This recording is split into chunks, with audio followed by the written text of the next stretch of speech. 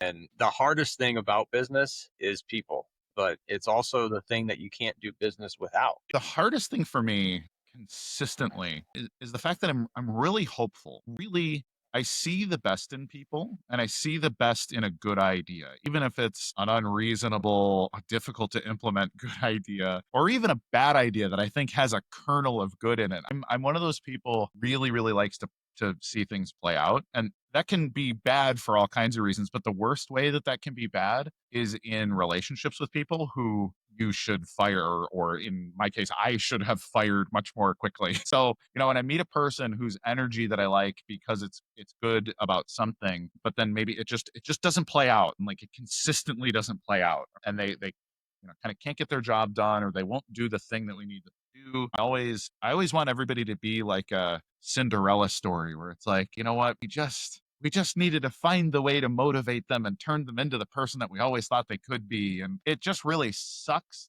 for me that that's a fanciful thing that you cannot bring the best out of everybody. And so I've had to make some really tough decisions about family members or employees who I really like as people. And so I would tend toward holding on to people and things too long. And so one of the really important things I've done over the last 5 or 6 years is I always have a business partner who is like a brutalist essentially, who is always my counterweight. But like, Kurt, I'm gonna fire this person on Friday, and I'm always the like, but I think, and they're just like, you think a lot of things, Kurt, and that's what we like about you. They have failed, and it's time to cut them off. So that's always my struggle, is balancing out that kind of thing. I think that's super relatable.